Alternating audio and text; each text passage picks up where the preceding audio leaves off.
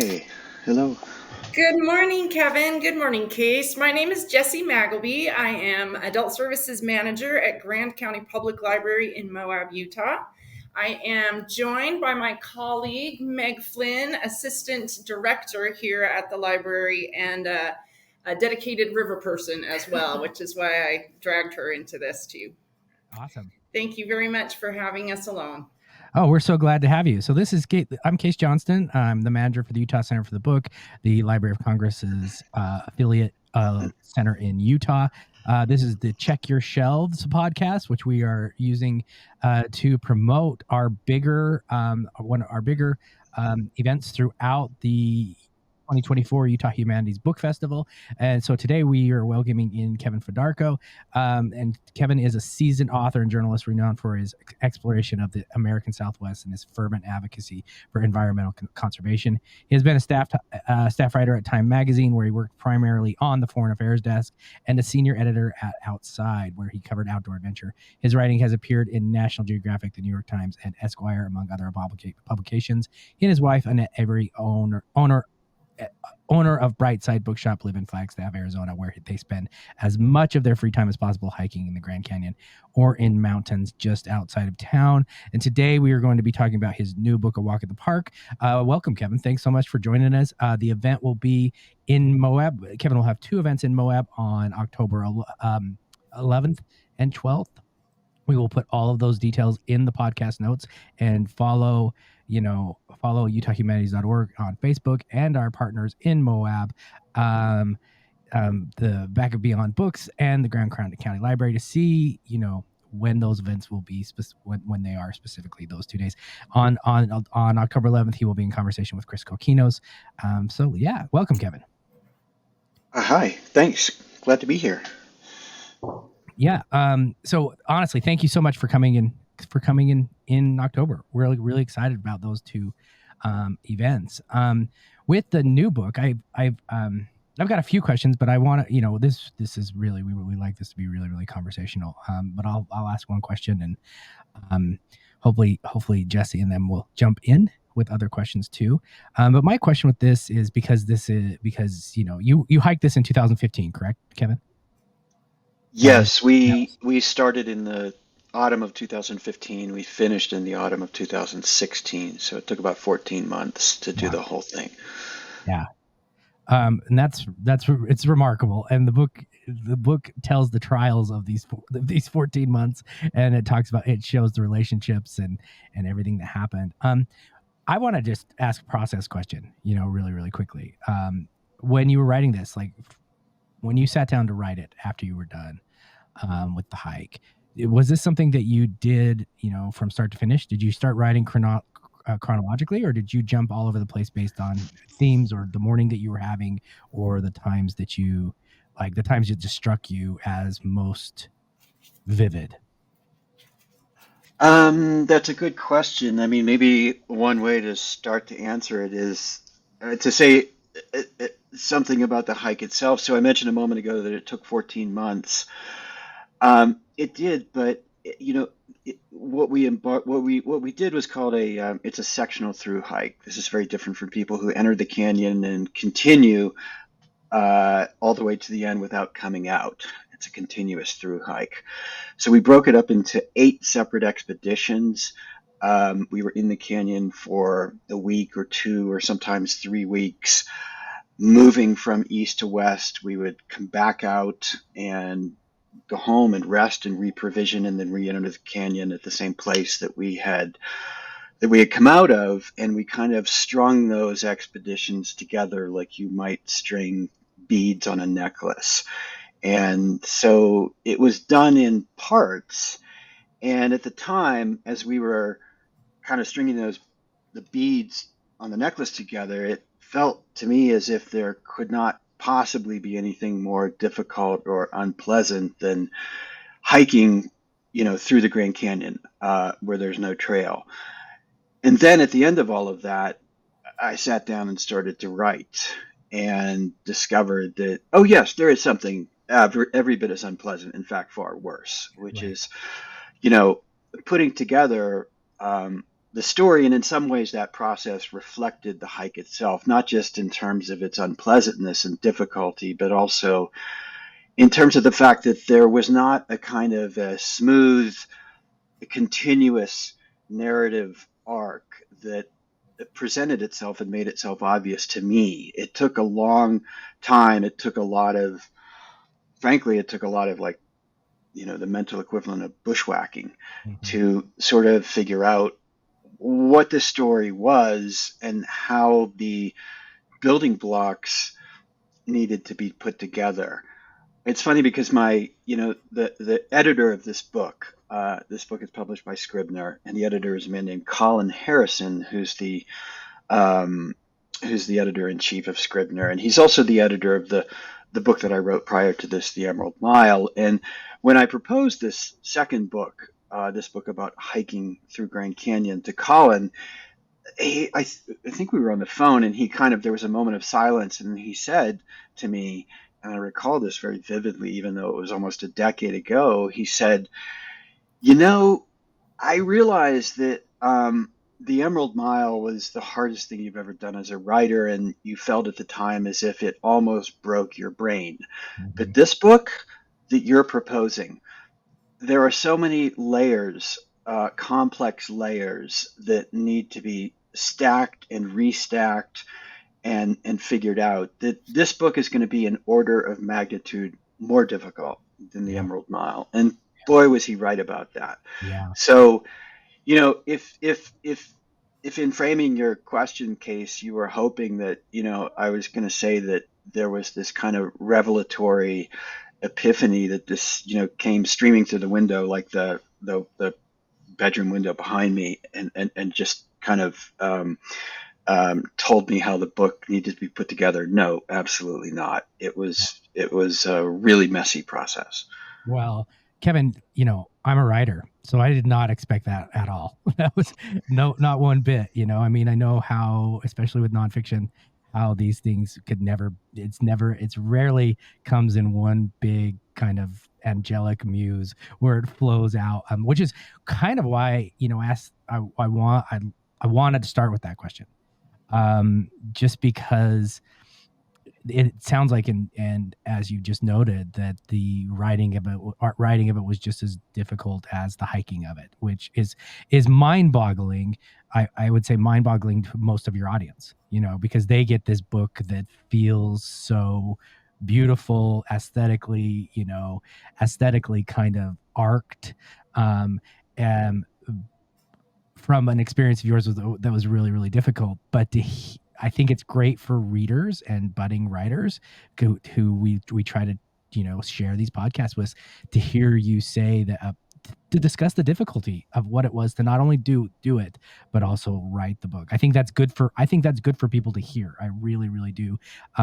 Especially even with people who aren't writers, people who are just readers, to recognize that these processes of a decade, are not easy. So I appreciate your candor with it. Well, and maybe I should add something else. I don't know how deeply you want to go into like the process of writing in this conversation, but Anywhere. you know, to the extent that walking the length of Grand Canyon involves, a lot of kind of stumbling around and land navigation. There is no trail, so the path forward is not at all obvious, and there's a lot of getting lost. There's a lot of moving up and down the layers of the walls of rock from one system of ledges to another, and making progress until those ledges give out, and then you have to climb or rappel to find a new set of ledges, and you have to piece that route together like pieces of a puzzle.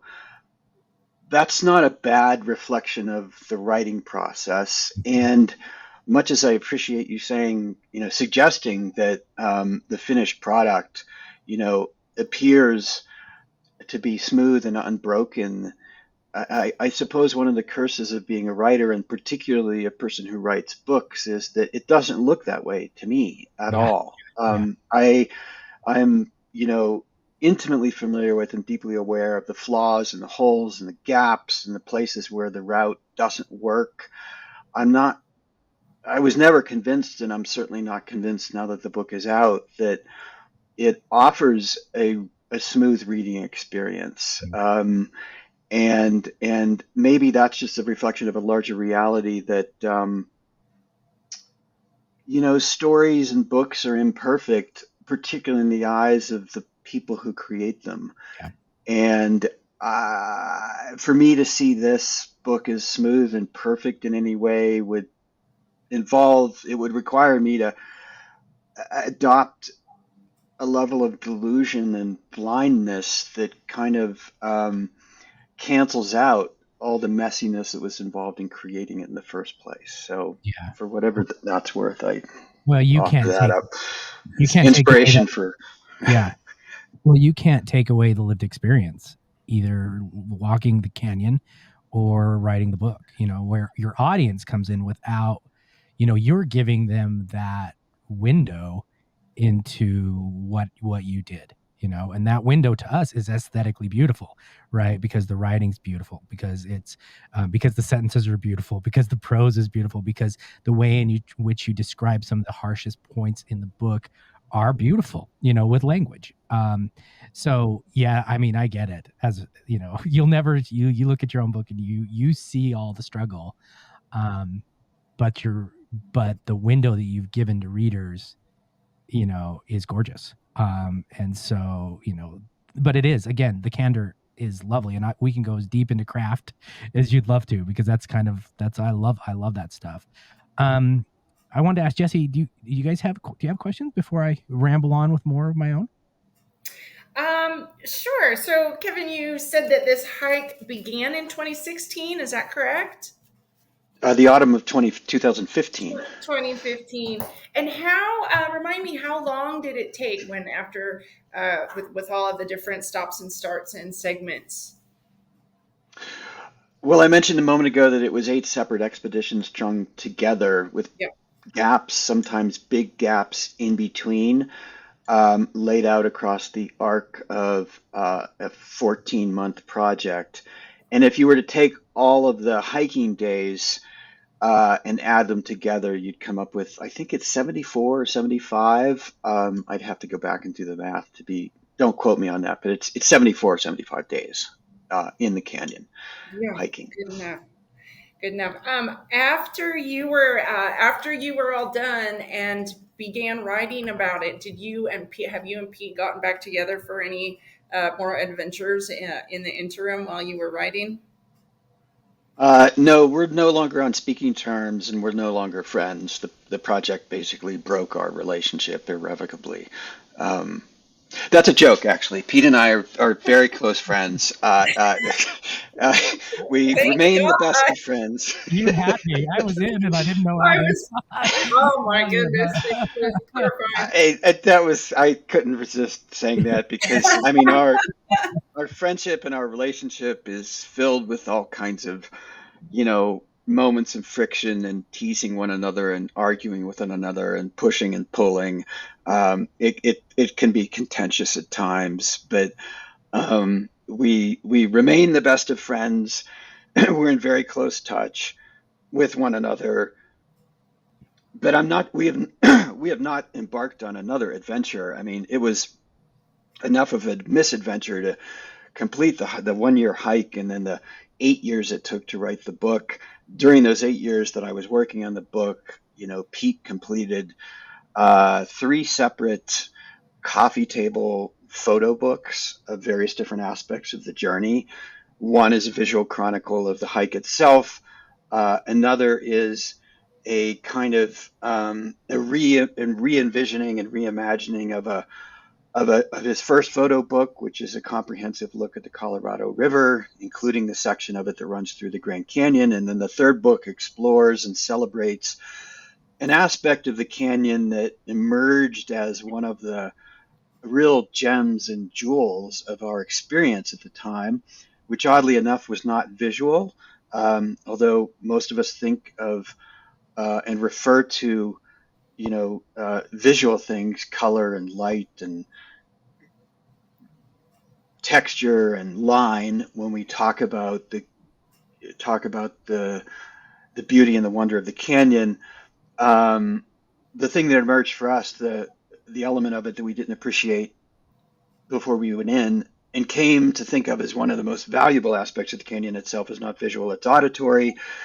And so his third book really kind of celebrates silence through a series of photographs that in which he has attempted to capture the silence and the stillness that define much of the landscape and that can enter into you if you spend enough time down inside of a place like Grand Canyon. And in the midst of doing all of that, he also created I think it's a 90-minute documentary film that chronicles our hike. It's called Into the Canyon. It's available on Disney Plus. And so um, all of that has been unfolding over the last 8 years.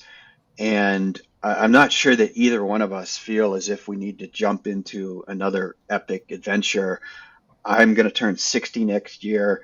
I mean, what I'm most looking forward to is spending a lot of time on the couch, not having adventures, and and also spending time with my family. Because projects like this and books in general involve often, I think, and certainly in my case, an enormous amount of sacrifice on the part of the people that one is closest to and one loves the most. To the extent that, in case I don't know if this resonates with you, but to the extent that there's an aspect of writing that involves creating a sense of intimacy on the page, and opening up an intimate space in which a reader can potentially connect to words and sentences and paragraphs, and stories. It's my experience that that intimacy is stolen from the people that the writer is closest to and loves the most, because writing involves, it's a solitary labor. It's done alone. It's often done in silence, and it requires the writer to remove himself or herself um, from the people to which he or she is most intimately connected. And so I know I'm being incredibly long-winded here, but I'm mostly looking forward to just spending time that I've not been able to spend in the past 8 or 9 years with the people that matter the most to me, my family. Yeah. Wonderful. Thank you very much. Yeah, Kevin, it does resonate. But the truth is, it doesn't resonate in the same way between nonfiction and fiction. My first book was a memoir where I traveled the country and talked to families about the birth defect craniosynostosis, and I had to live in their worlds too, because a third of the book was were case studies about their stories, and then converting them into third person to make it a narrative based portion of the book.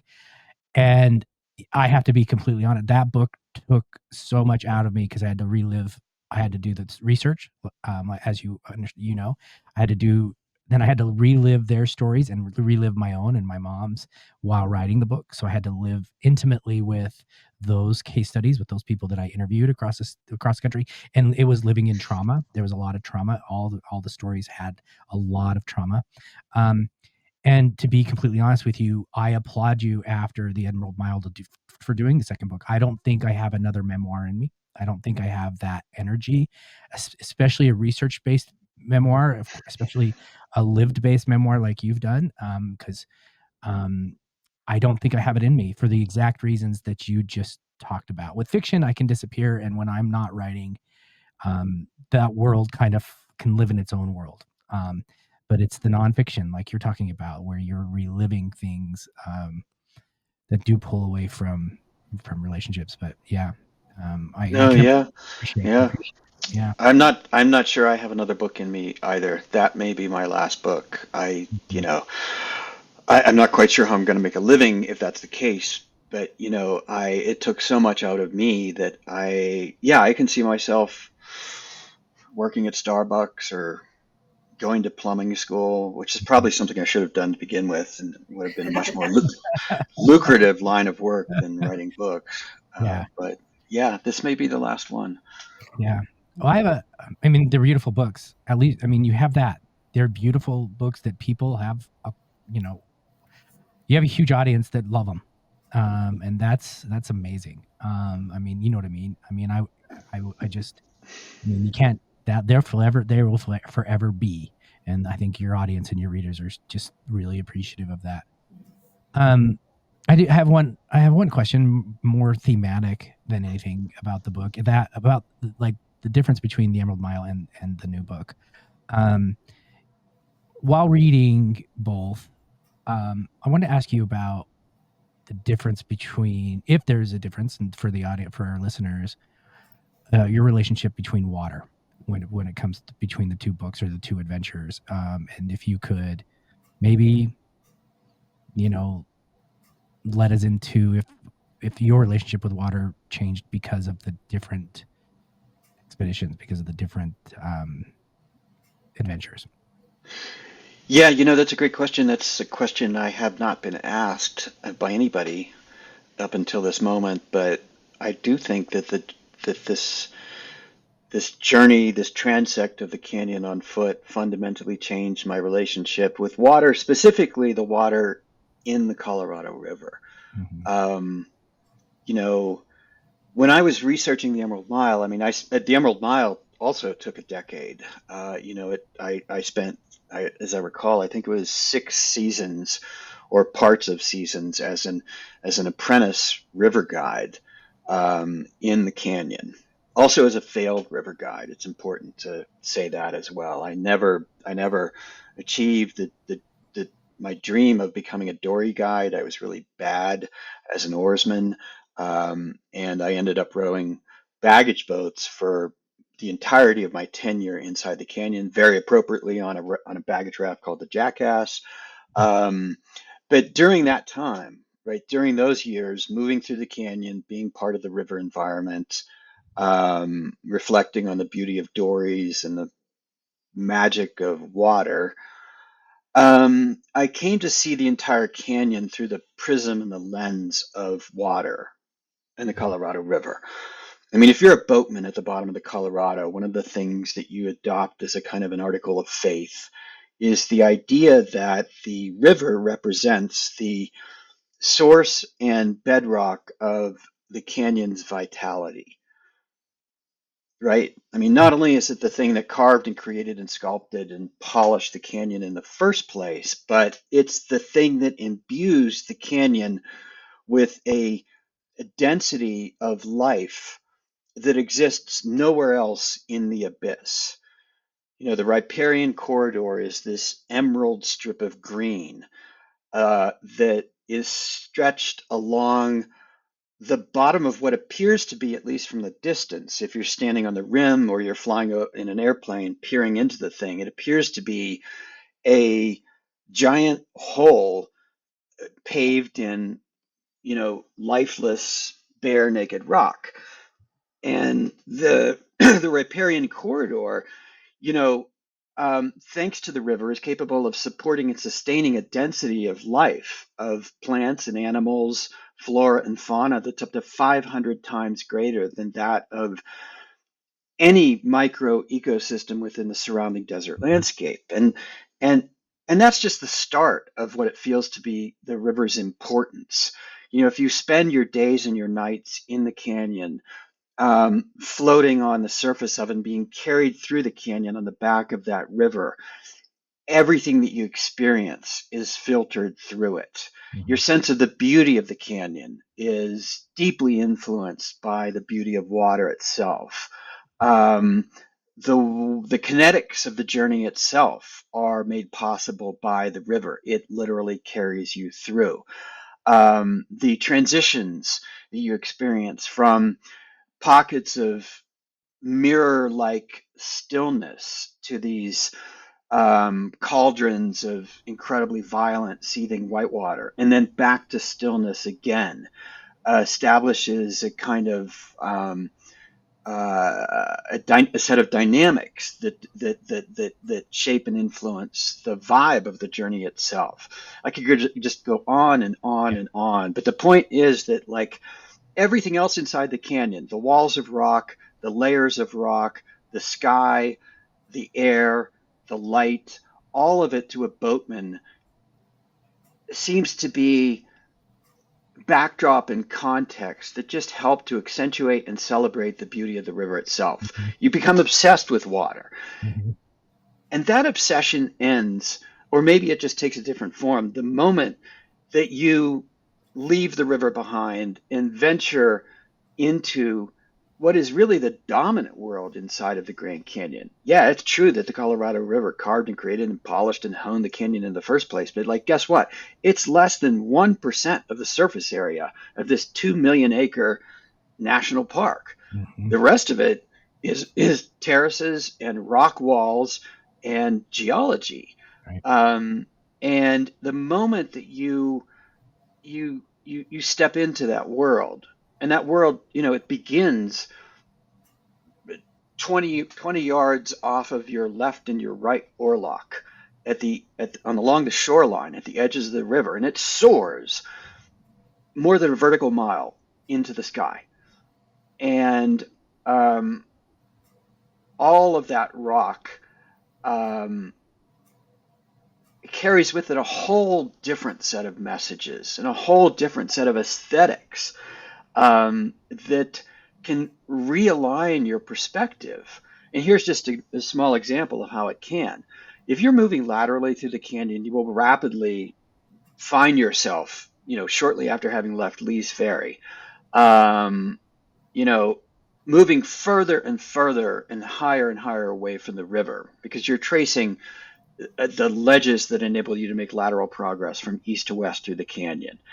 And, the higher you climb and the further you are away from the river, the smaller the river becomes, the Mhm. more it recedes visually. And even though it's the greatest river in the American Southwest, you rapidly reach the point where you simply cannot get to it, except for Mhm. some rather discrete sections where you're able to walk along the edge of it. But otherwise, you're up on these ledges where you can look down on the greatest river in the American Southwest, but you cannot drink from it. You cannot survive on it. You are surviving on a series of incredibly thin, what we call potholes, puddles in the rock, an inch or two deep, that accumulate water after each snowstorm or rainstorm and that are ephemeral. They evaporate, they disappear in like 72 hours. And you hopscotch from one to the next, knowing that if you have moved so far beyond the last source of water without finding the next source of water and are unable to get back to the last source of water, you will die up on those ledges within 48 to 72 hours, looking down on the Mhm. Colorado River. Yeah. And the other thing that the river appears to be is like when you're on the river itself and you're caught in these rapids, it appears to be like incredibly powerful and it just dominates everything. But when you're staring down from 2,000 or 2,500 feet above, it's this thin blue thread. It appears incredibly small and incredibly vulnerable. And it comes to symbolize a larger vulnerability. I mean, this is a river. It's the single source of water for almost 40 million people who live in the American Southwest. It is the foundation upon which we have built our entire civilization in one quadrant of the United States. Without that river, the cities that we have built in the last 50 years, 75 years, San Diego, Tucson, Phoenix, they would collapse. And Yeah. the growth that we have assumed is part of the economic vitality that dominates life in those cities, that would collapse with it. And so you begin to see the river as something incredibly small and this thin thread by which we all hang. And that is a vulnerability that is very hard to see and appreciate if you're in the midst of Crystal Rapid or Mhm. Hants or any of the other giant, class 5 rapids inside class 4, 4.5 rapids inside of Grand Canyon. So a long-winded answer to your question is when you move up into the world of the rock, when you're on foot, when you're carrying all your belongings on your back, when you're not being carried through the river by or through the canyon by the river itself, you're operating under your own steam, you see everything differently and Yeah. you see water differently and you come to appreciate how totally dependent we are upon it, how little of it there is in the desert, how wrong it is that we regard it as a resource without limit, um, and how dangerous it is that we adopt a perspective, many of us who live in places like Phoenix or Tucson or San Diego, that you know we can build these cities and we can have swimming pools and golf courses and irrigate cotton and alfalfa, and none of it has any consequence. And we can continue to just expand as a civilization without limits in a desert that has very, very harsh limits. So I guess what I'm saying is that moving into the world of the rock inside of the Grand Canyon can fundamentally realign your perspective in relation to water in ways that are incredibly important and that we will have to adopt as a civilization and as a society if we want to continue to have a future in the American Southwest. Yeah. I'm so glad I asked that question. I am so glad. Yeah. That's wonderful. It's so true. And, Kevin, we, um, living next to the Great Salt Lake that's drying up right now, our whole world is water, which is probably why the question came to mind. Why the question always comes to mind, because we're living in this northern desert where we're watching our livelihood out west in Great Salt Lake dry up. It's a scary, scary thing, and I just want this. Um, what yeah, what an amazing answer. I appreciate it so much. Um, I don't have. I would love to end the podcast just right there. that was just like that was just so good. That was so good. Because I anything I say from here on out is going to just pale. But for our friends in Moab, with about 5 minutes left, do you have another question for Kevin before we take off? Yeah. Sure, I have a question. So, for folks who aren't already outdoor enthusiasts or interested in or connected to the environmental and cultural issues that are related to the Grand Canyon, what would you like them to get out of your story, or how would you draw them to come listen to your talk? That's another great question. I'll try and answer it in two ways, and I'll try and be as unlike my previous answer. I'll try and be super brief. The two things that I guess I would want people to get out of, the story that, for better or worse, I've built in this book and in the talk that's attached to the book. The first is something that I had to learn, that I had to be taught during the course of hiking through the Grand Canyon, and I'm embarrassed. I'm kind of ashamed to say it's something that I didn't learn. I failed to learn during the previous decade of having written the Emerald Mile. I managed to write, a 430-page book in which I only tangentially made reference to and acknowledged the presence of people on this landscape inside of this canyon prior to the arrival of people who look and sound like me. A guy who's a late middle-aged white guy who's the descendant of white Europeans. And so the walk that Pete and I took through the canyon between 2015 and 2016, our most important encounters that involved human beings were with members of the 11 Native American tribes whose ancestral lands either abut or lie directly inside of what is now Grand Canyon National Park. These are people who were part of the landscape and connected to the landscape prior to our arrival, and whose knowledge of it is encoded in all kinds of ways in their culture, their traditions, their language, their beliefs, their sense of ethics, their cosmology. And when we created this national park that we celebrate as part of what Wallace Stegner, the great writer Wallace Stegner, once called America's best idea, the part of that story that we don't really acknowledge or talk about is that it involved kicking these people out of what is now the national park and exiling these people from their homes. And this is something that happened not just at Grand Canyon, but at every other national park that's part of this network of public lands that is an incredibly important part of America's heritage and history. But there's an ugliness to it and a crime that was committed against these people that's part of that story, and I think needs to be acknowledged and told. And to do that does not lessen the importance or the beauty of the parks. It simply adds complexity, layers of complexity to the story itself, in much the same way that the canyon itself has complexity that is imbued by these, 24, 26 different layers of rock.